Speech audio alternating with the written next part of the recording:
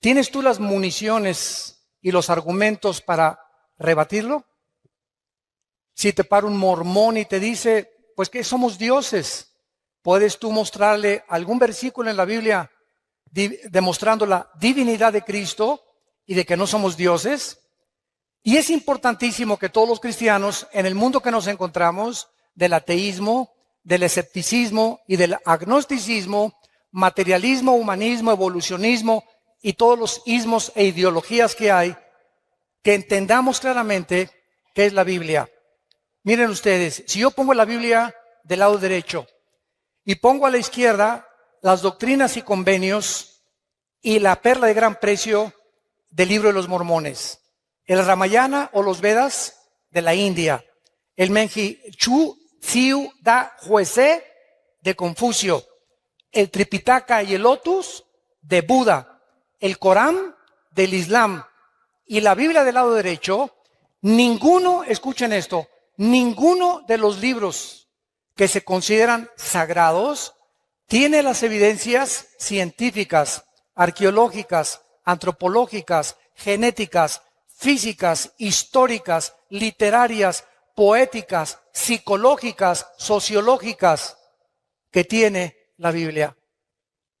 La Biblia es un libro indiscutiblemente singular y no existe en los billones de volúmenes de literatura en el mundo entero algún libro que se le pueda comparar.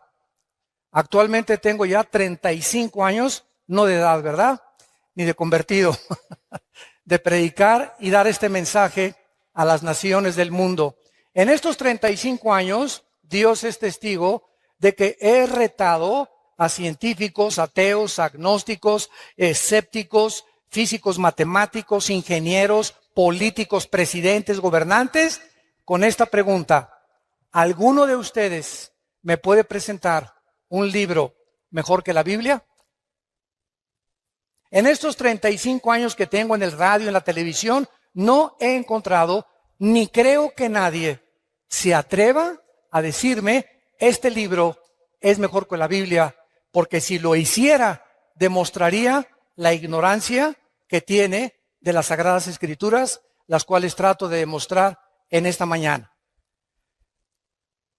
Si nosotros ponemos realmente del lado derecho a Jesucristo y ponemos aquí junto a Mahatma Gandhi, a Confucio, a Buda, al Ramayana, al Maharaji Chachi Kukulachi y a todos los filósofos orientales que se dicen dioses, no hay ningún líder religioso en toda la historia del ser humano que se compare con Jesucristo.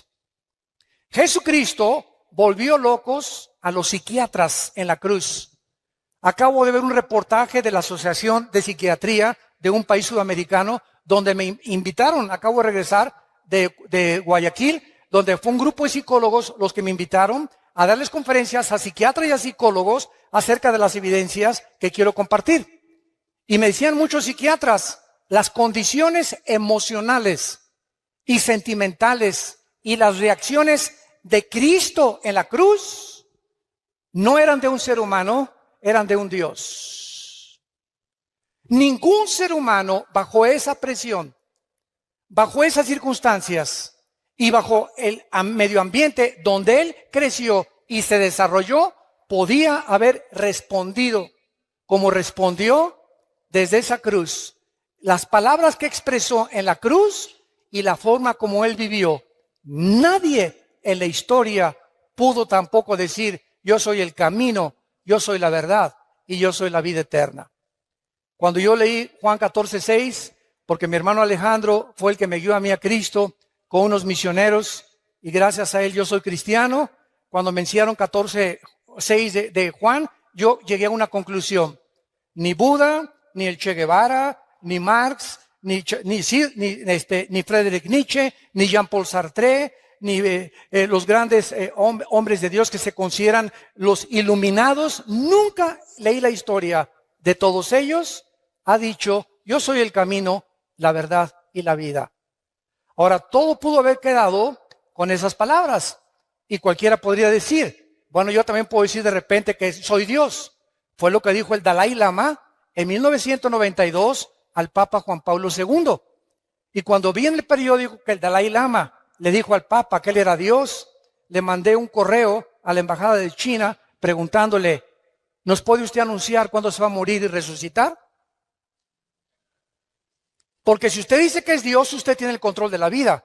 Y Jesucristo dijo, es necesario que el hombre, el Hijo del Hombre, sea muerto, perseguido y vituperado, y a los 3 días se levante de los muertos. Cuando tomó la última cena, Cristo sabía que era la última cena, que no volvería al otro día volver a comer con sus discípulos. Y así fue como les dijo, este pan y esta copa que vamos a beber, no la van a comer ustedes ni a beber hasta que estemos todos juntos en el reino de Dios.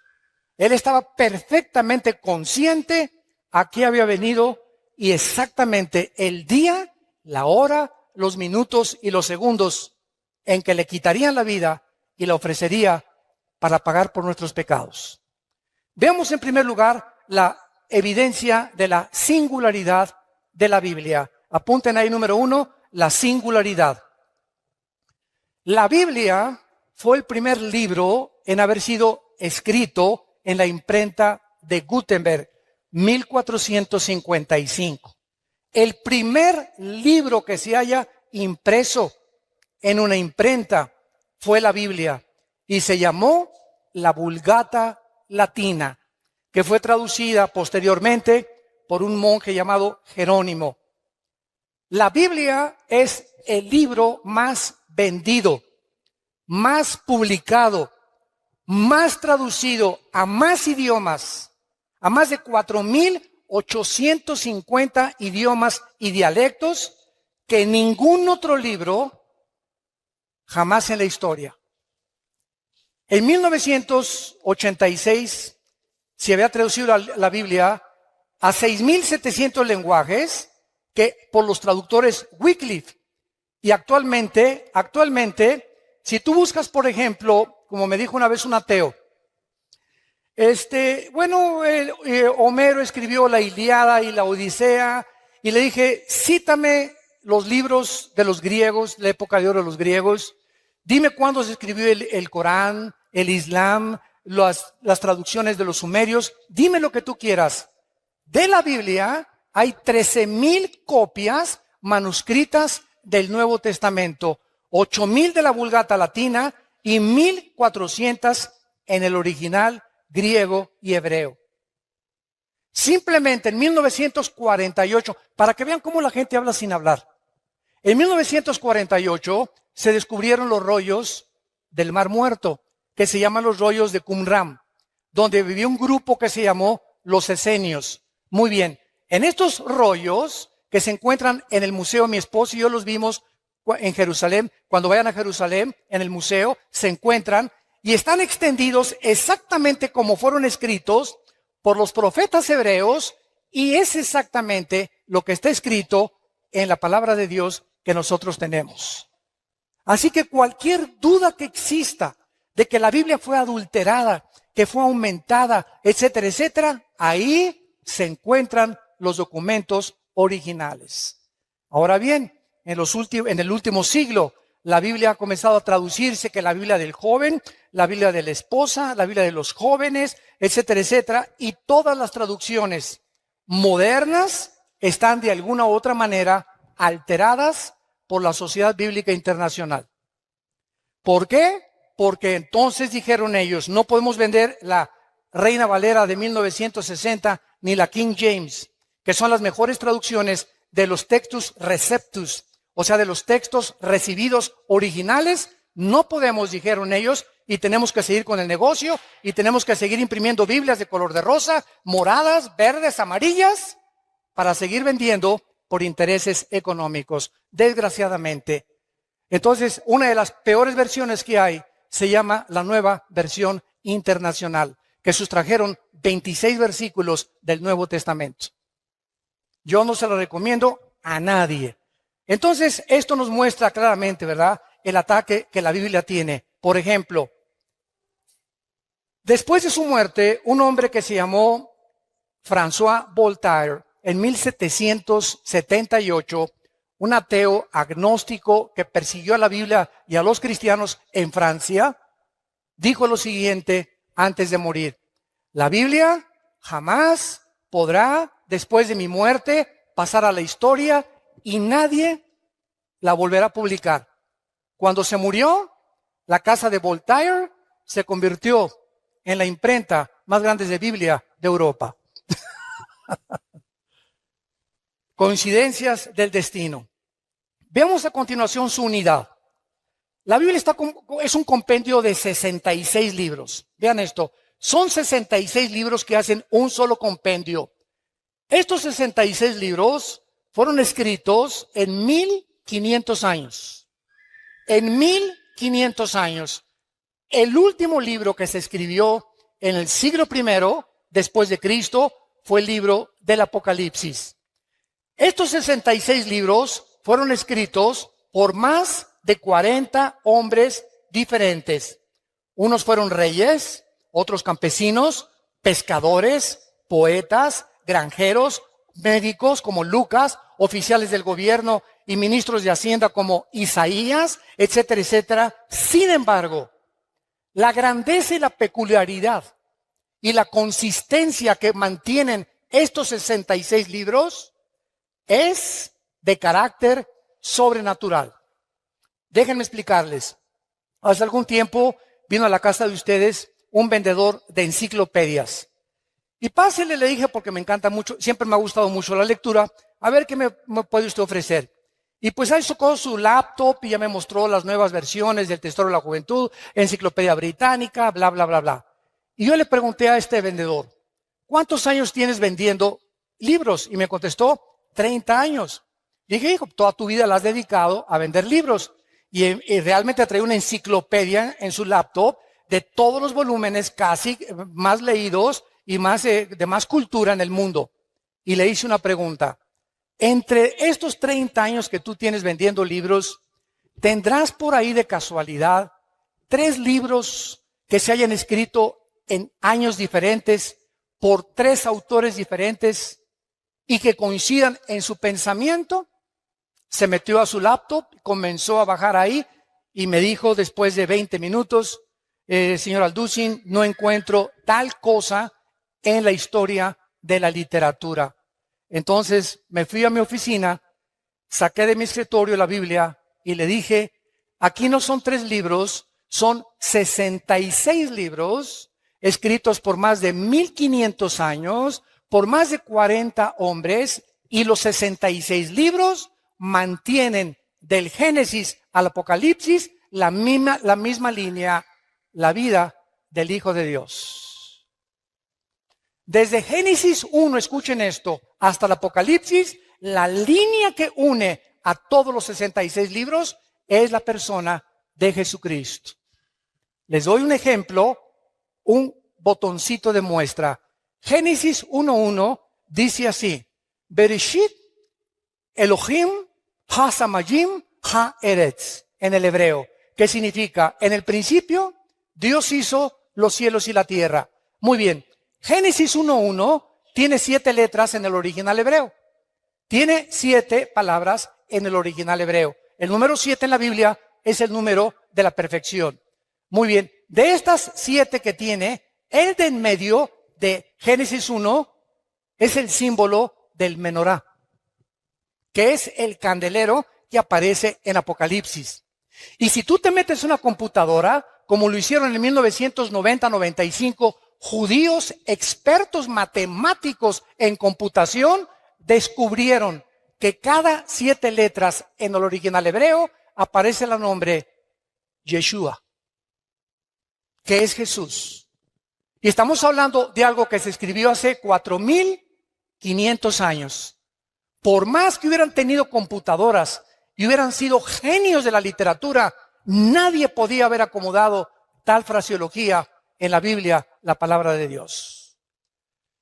Ahora veamos a continuación algunas evidencias científicas, señores científicos que nos visitan y los que nos escuchan a través ahorita por el internet y las redes sociales. En el Génesis capítulo 1, entendemos nosotros que la Biblia es el único libro que nos ofrece cómo fue hecho el universo. Los científicos, óiganlo muy bien si hay estudiantes de universidad aquí o profesionistas, nunca la ciencia jamás podrá darnos la explicación de lo que sucedió en el origen del universo. Porque para que sea científico, tiene que ser repetitivo. Nadie nos podrá explicar de dónde venimos. Y como la ciencia no puede retroceder a millones o miles de años en el pasado, los científicos también especulan, también teorizan, también tienen hipótesis, también son filósofos. Por eso se llama la teoría de la evolución. Y pues cuando tú hablas con un ateo o vas a la universidad y no han leído la Biblia a tus maestros, ¿qué les queda para poder explicar de dónde venimos? Y te dicen que tu abuelita fue chita.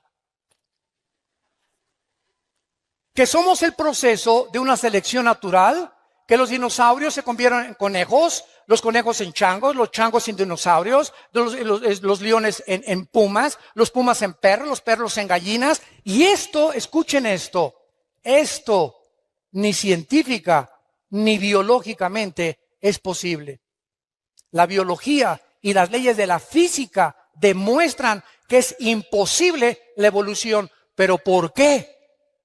La siguen enseñando en las escuelas a nuestros hijos porque no tienen otra opción.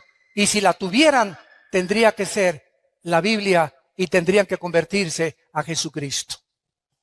Y su soberbia intelectual no les permite aceptar las evidencias, aunque ellos ni siquiera se han preocupado en buscarlas delante de Dios. La Biblia dice que el primer día Dios hizo la luz, el segundo día el firmamento, el tercer día la tierra y el mar, el cuarto día el sol, la luna y las estrellas, el quinto día los peces y las aves, y en último lugar, la obra de arte de Dios fuimos nosotros. Porque ni los perros, ni los cocodrilos, ni los changos, ni los conejos, ni las jirafas fueron hechas a imagen y semejanza de Dios. En esto precisamente radica la dignidad del ser humano. Que no somos animales, que hay un propósito, que sabemos de dónde venimos, que tiene un propósito en nuestra vida y sabemos a dónde dirigirnos y que después de la muerte seguiremos existiendo por toda la eternidad. Ahora, muchas personas me han preguntado, ¿cómo es posible que el primer día Dios haya hecho la luz cuando hasta el cuarto día apareció el sol, la luna y las estrellas? No. La Biblia se contradice y es imposible que esto haya sido Yahvé. La Biblia no es la palabra de Dios. Espérame tantito. ¿Tú sabes qué es la luz? La luz es un fluido de electrones o un tipo de electromagnetismo. Y la luz hasta el siglo XXI no se ha podido definir claramente con el aspecto científico. Entonces, ¿qué quería decir Dios? Y Dios dijo que sea la luz y fue la luz. La luz es el espectro electromagnético que rodea la Tierra y que hace posible la comunicación entre los seres humanos y los animales.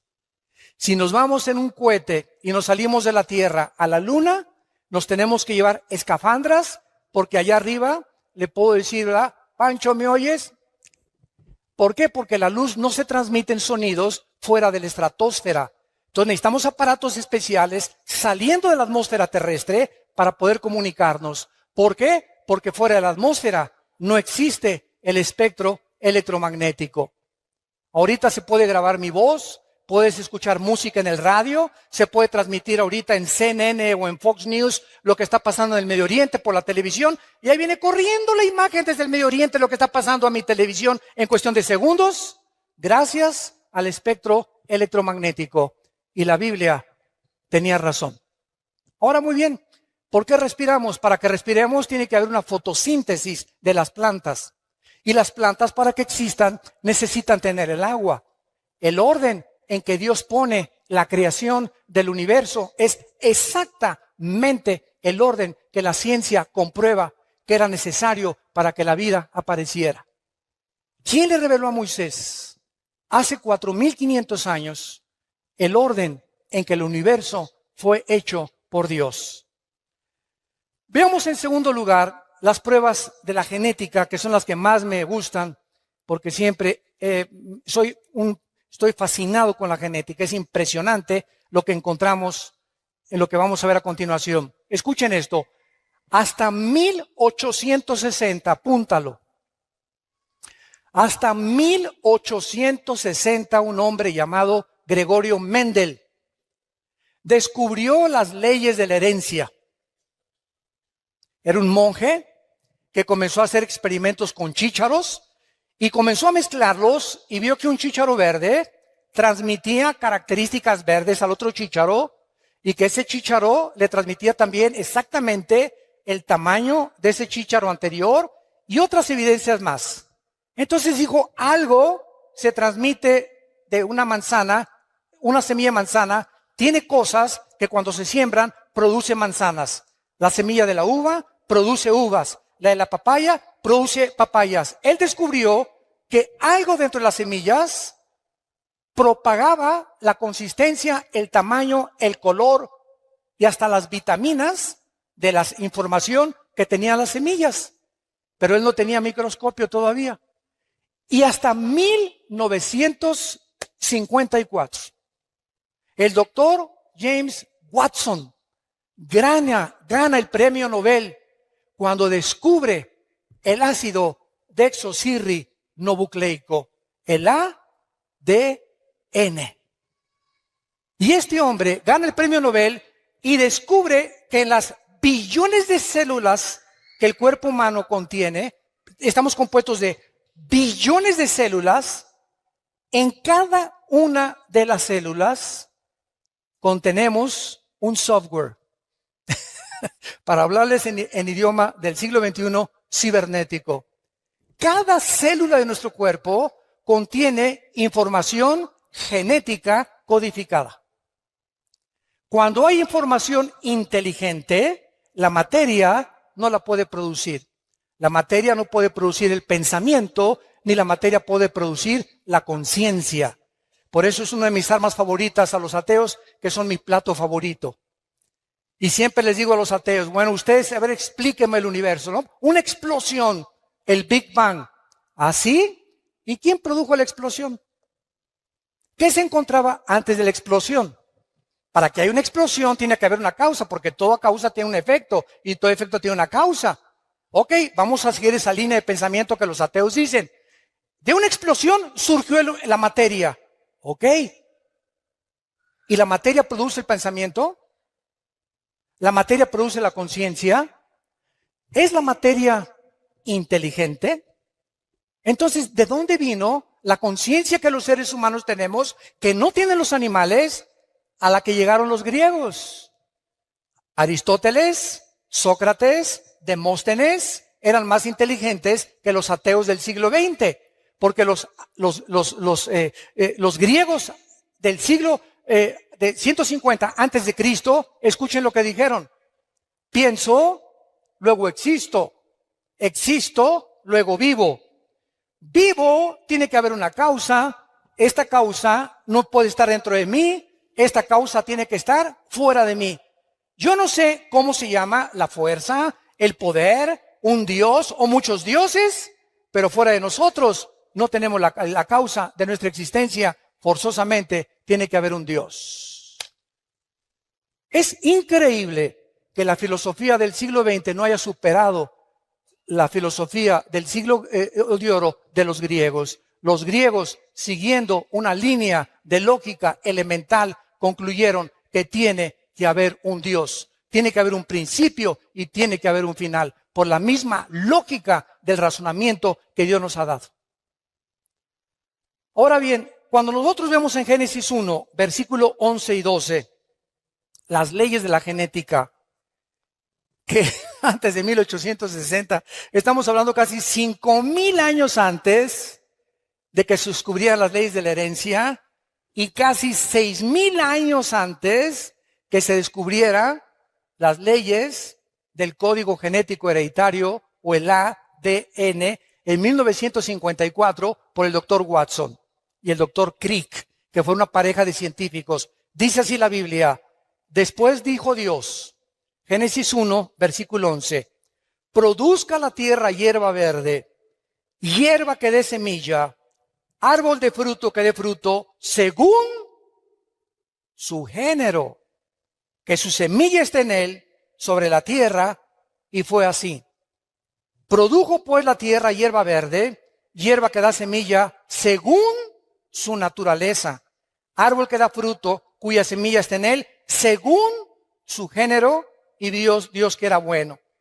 Versículo 21, y creó Dios los grandes monstruos marinos, y todo ser viviente que se mueve, que las aguas produjeron según su género, y toda ave alada según su especie, y vio Dios que era bueno.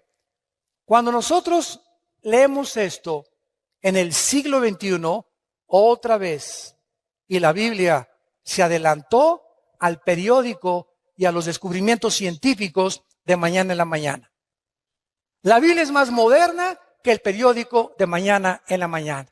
La Biblia ya establecía las leyes de la genética, que una semilla de uva tiene un código genético que determina que cuando se siembre crezca no como plátano, ni como naranja, ni como papaya, sino que crezca con las características de la información que ahí le pusieron el que creó esa semilla. Y además esa semilla trae características antioxidantes para que los seres humanos cuando coman uvas sepan que están tomando antioxidantes. A las semillas de las naranjas tiene un código informativo, un software que Dios les puso para que cuando se siembre den exactamente según la naranja, las características de la naranja, las vitaminas de la naranja, el color y el tamaño de la naranja, y no plátanos ni papayas. Y cuando Dios hizo al ser humano con espermas del género masculino y a la mujer con cromosomas del género femenino. Y encontramos algo maravilloso, que Dios, les he preguntado esto a mucha gente, ¿quién piensan ustedes que fue primero, el hombre o la mujer? Y todos contestan y voltean a ver a su mamá. Todos aquí, no hay nadie que no haya tenido mamá. No, entonces me contestan, es lógico que Dios haya hecho primero a la mujer. Sin embargo, la Biblia no nos lo explica de esta manera. Y cuando se descubren las leyes de la genética, nos sorprendemos las evidencias científicas, no teorías, con que está avalada y respaldada el registro de la palabra de Dios. ¿Se acuerdan cuando Dios creó a Eva? ¿De dónde la sacó? Muy bien. Primero Dios hace al hombre. Agarra el polvo de la tierra, así de lodo nos hizo a nosotros, varones. Así de lodo a los hombres, ¿verdad? Así toscos, bruscos. Y ya después de que hace a Adán como una estatua, Dios hace esto. Y Adán recibe algo que no recibió Chita.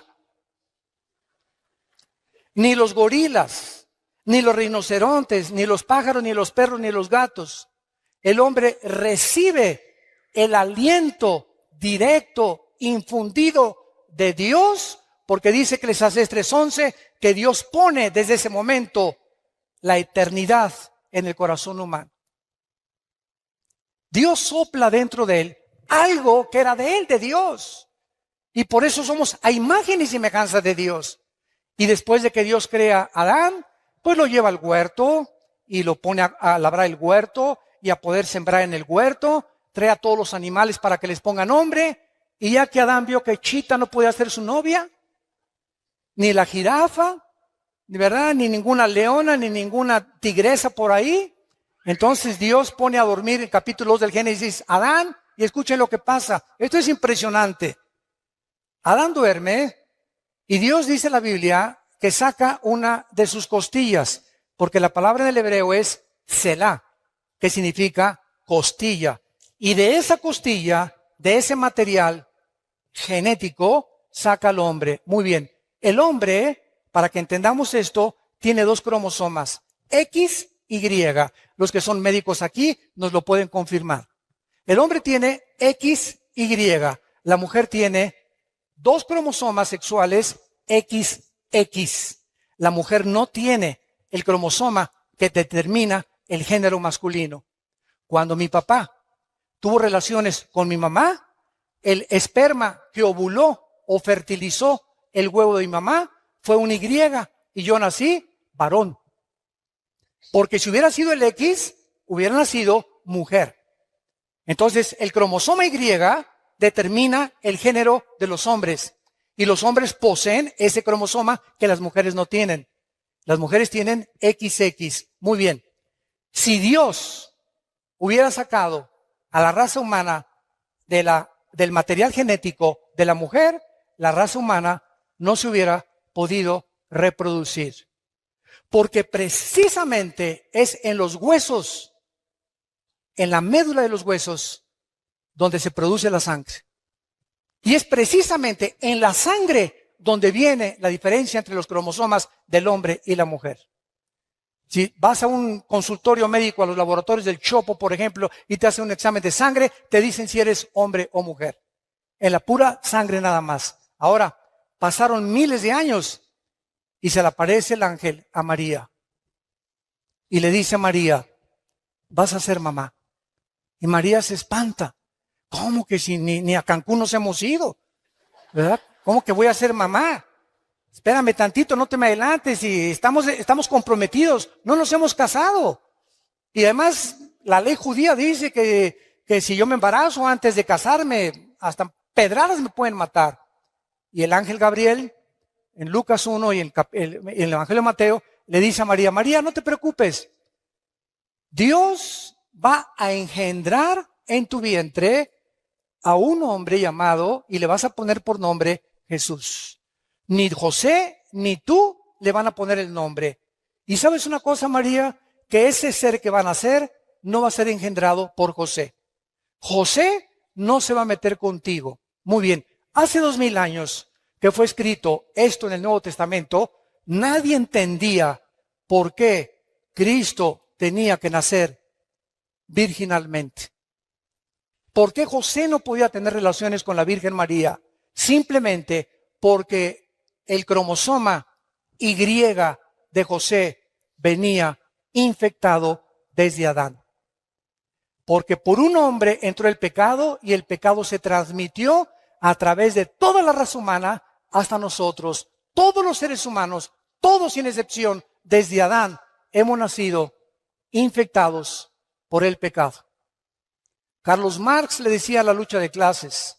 Sigmund Freud, el problema del Medio Oriente y la sexualidad infantil. William Shakespeare, el defecto trágico. Y muchos hombres han tratado de por qué el hombre es contradictorio en su comportamiento. ¿Por qué esa conducta autodestructiva con la cual nacemos? ¿Por qué a los niños no les enseñas a portarse mal? Desde que están chiquitos, un niño al año y medio es el más grande dictador de su casa. Un niño al año y medio, a los 2 años, ¿verdad? A los 3 años, no quiero mi juguete, quiero el de Pepito. No se hace eso, niño, no me hace berrinchito.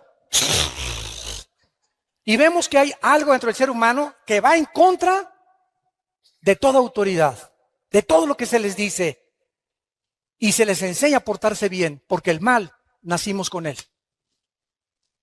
El mal, como la Biblia lo explica claramente, de nosotros viene por herencia desde Adán hasta nuestros días. Entonces, vemos que las evidencias genéticas, físicas de la creación de la Biblia son maravillosas y que podemos nosotros, a través de esto, darle una respuesta al ser humano para que el ser humano pueda entender por qué la Biblia es el libro de los libros. Hace 2300 años, antes de que Galileo Galilei, tu padrino, descubriera que la tierra era redonda, apúntalo. En el libro de Isaías 40, capítulo 40, versículo 22. 2300 años antes que Galileo, la Biblia ya decía que la tierra era redonda. Hay una ley en la física, todos ustedes que son de carácter universitario de la preparatoria, que se llama la ley de la entropía. Y todos ustedes, si ya pasaron la secundaria a la preparatoria o están en la universidad, forzosamente tienen que conocer que hay una ley que rige a todas las demás leyes, que se llama la ley de la primera y la segunda ley de la termodinámica. ¿Qué establecen estas leyes físicas? Precisamente que todos los procesos físicos, todos los sistemas ordenados, tienen con el tiempo a desordenarse. Nunca, nunca, nunca del desorden surge el orden. Esto es antifísica, sino que del orden surge el desorden. La evolución enseña que de lo menos vamos a más. Y la Biblia enseña que fuimos coronados como la creación máxima de Dios y estamos como los cangrejos en lugar de evolucionar. Claro que hemos evolucionado tecnológicamente y científicamente como criaturas físicas y como criaturas intelectuales, pero como seres humanos hemos hecho el ridículo y ahorita, en noviembre del año 2015, el mundo está a punto de entrar a una tercera guerra mundial. ¿Dónde está el razonamiento? ¿Por qué no hemos podido vivir en paz? ¿Qué le pasa al ser humano? ¿De qué nos sirvió llegar a la luna? Y los experimentos y los descubrimientos, todo eso ha ensoberbecido al ser humano. Simplemente, profesando ser sabios, se hacen necios. Porque habiendo conocido a Dios, no le quieren glorificar como a Dios, ni le quieren dar gracias. El ser humano está envanecido en sus razonamientos. Su corazón ha entenebrecido y nos hemos creído dioses. Y por eso el mundo se encuentra como se encuentra. Por eso Estados Unidos legalizó el aborto en 1973. En junio de este año legalizaron los matrimonios gays, que es el síntoma más grande de descomposición de la familia en el mundo entero y de una nación, porque la nación la forman las familias y las familias forman las naciones. Si la familia se desintegra, la nación no tiene ningún futuro. Y este es el punto al que hemos llegado porque no hemos querido aceptar a Dios.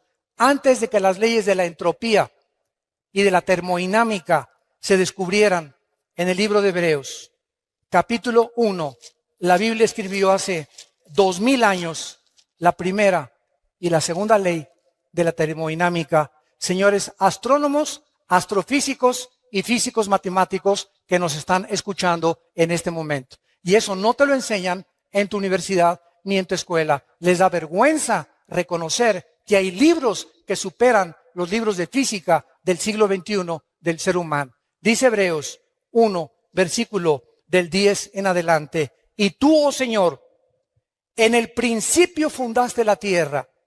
Los cielos son obra de tus manos. Ellos perecerán, mas tú permaneces. Todos ellos se envejecerán como una vestidura. Como un vestido los envolverás y serán mudados. Pero tú eres el mismo y tus años no acabarán. Exactamente lo que estas leyes establecen, que todo se descompone, todo se oxida, todo se termina, todo se arruina, todos tenemos que meterle mantenimiento a un edificio, mantenimiento a mi coche, mantenimiento a mi persona. Estamos nosotros muriendo celularmente cada segundo. Todo el universo que está a nuestro alrededor está en proceso de descomposición. El Sol pierde millones de toneladas masa cada segundo, tal como la Biblia lo anunció hace 2000 años. Los cielos se envejecerán, todo se echará a perder, pero tú, Señor, eres el mismo a través de la historia. Y en último lugar, aunque tengo aquí más de 50 evidencias bíblicas, estas las compartí en Colombia, quiero mostrarles a ustedes las leyes médicas, también evidencias médicas, si hay médicos acá. Todos ustedes conocen la Enciclopedia Británica. Muy bien. La Enciclopedia Británica, no la Biblia, La Enciclopedia Británica documenta que en 1845 había un hombre médico llamado Ignacio Semmelweis. Y este médico estaba aterrorizado porque de cada 100 mujeres que parían, se morían 70, 80 mujeres. Dijo, Dios mío, ¿pero qué está pasando? Somos médicos y nosotros tenemos que en lugar de que se nos mueran, salvarles la vida.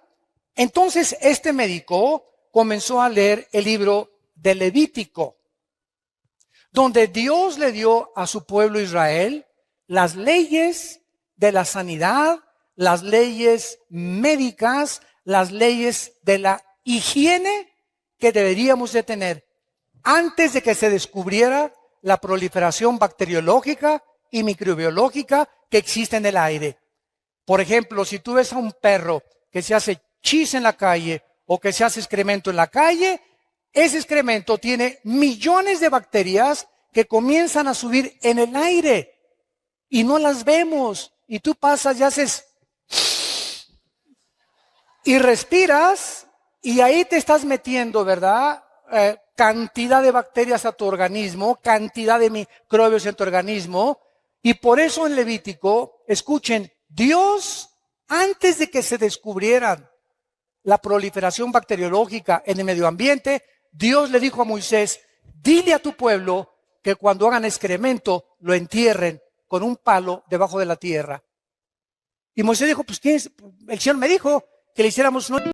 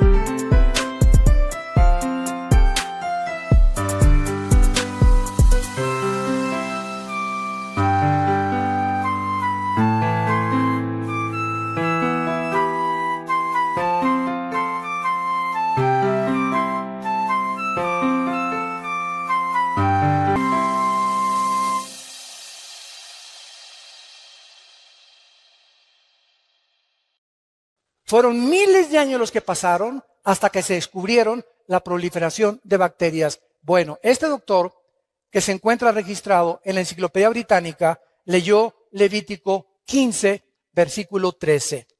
Y ahí descubrió este doctor el secreto de por qué las mujeres se estaban muriendo cuando los médicos las estaban atendiendo en los partos. Y dice así, cuando se hubiere limpiado de su flujo, el que tiene flujo contará 7 días después de la purificación y lavará sus vestidos. Escuchen esto.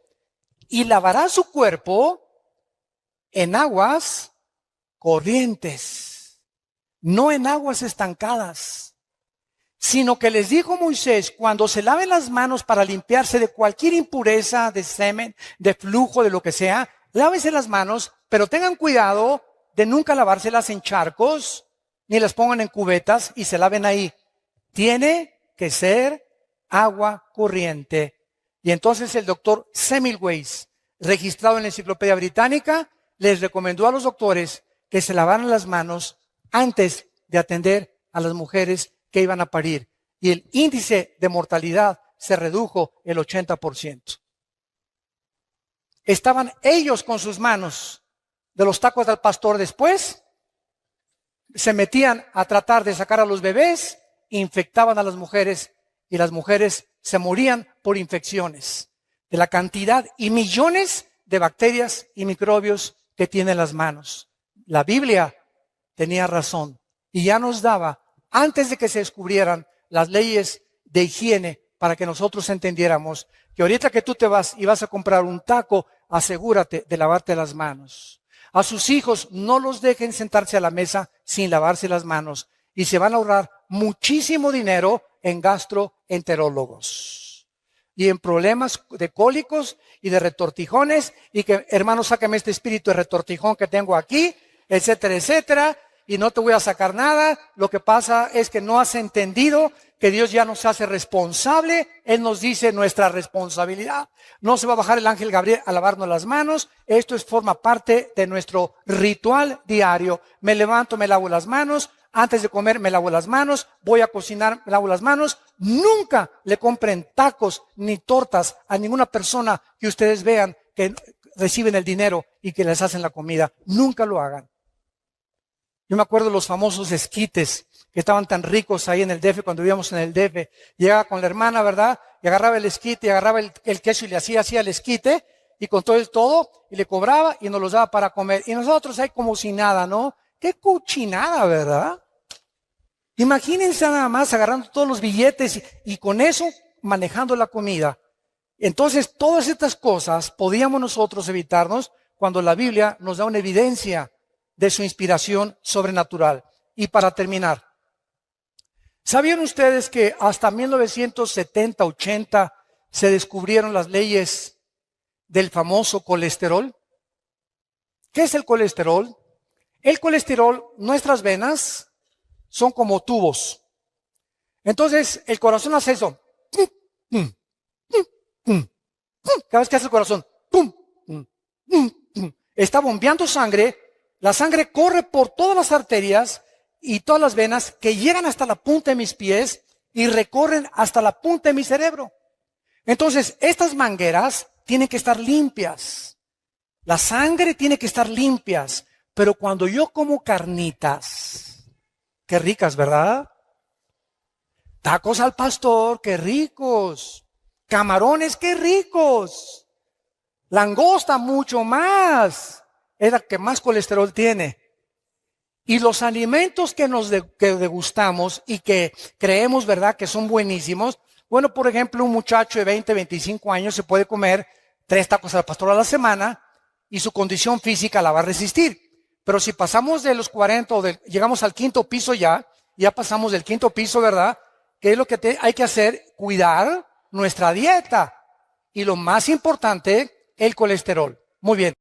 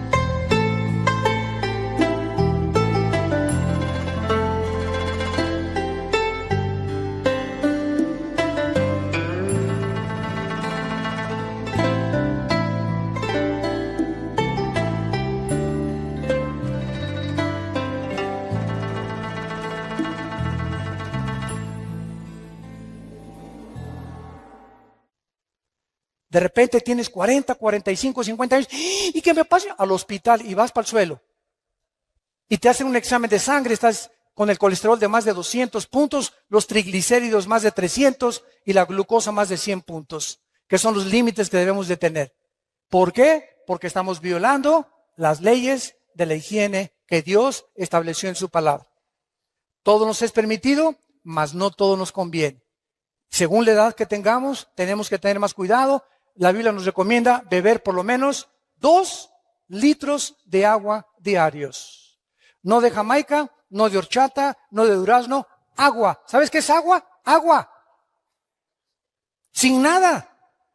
Ahora, claro que puedes echarte tu horchata, lo que tú quieras, ¿no? Pero mínimo 2 litros de agua, agua natural, porque somos más del 80% de nuestro cuerpo está compuesto de agua, más el cerebro.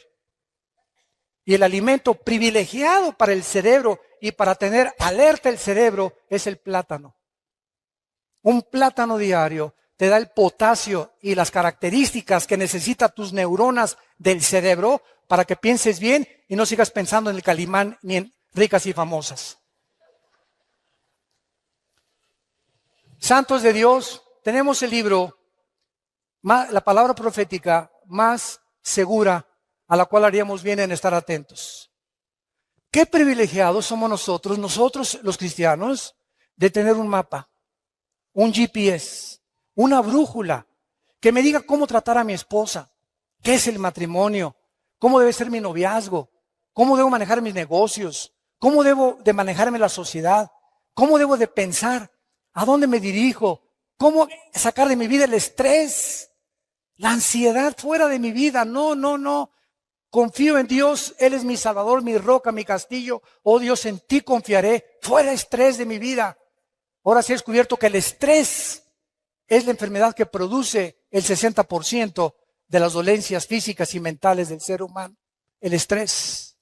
La clínica Rochester en Mayo, la clínica Mayo en Rochester y el hospital Hopkins en Estados Unidos coordinaron y coincidieron por primera vez el año pasado que el estrés es la enfermedad más grave del ser humano del siglo XXI. España es el país que más pastillas tranquilizantes consume. Es el país donde hay más abortos y donde hay más divorcios en todo el mundo, en España. Y en México no nos quedamos ya para atrás. Cantidad de ustedes están recurriendo a Valium, a Prozac, a tranquilizantes nerviosos para poder funcionar químicamente. Y te estás drogando sin que tú te des cuenta. ¿Por qué? Porque no crees que Dios dijo, mi paz les dejo, mi paz les doy. Hace 2000 años el Hijo de Dios nos trae la medicina antes de que la enfermedad surgiera, el estrés. ¿Qué es el problema de la gente estresada? Que no tiene paz. Y si tú no tienes paz, no puedes pensar. Si no tienes paz, no puedes orar. Si no tienes paz, no puedes venir a la Biblia. Porque como Pepito en comal llegas, ¿verdad? Y el Espíritu Santo te dice, aplácate, sereno moreno primero. Tranquilino pino cocolino. Ya que te calmes, ya que te tranquilices, dice el Espíritu Santo, me podré comunicar a tu espíritu. Pero en el estado en que tú te encuentras, no vas a discernir la voluntad de Dios para tu vida. Por nada estén afanosos, sean conocidas sus problemas con toda oración y súplica en el Espíritu. Y la paz de Cristo, que sobrepasa todo entendimiento, guardará nuestros pensamientos y nuestros corazones en Cristo Jesús. Shalom, que tengan paz.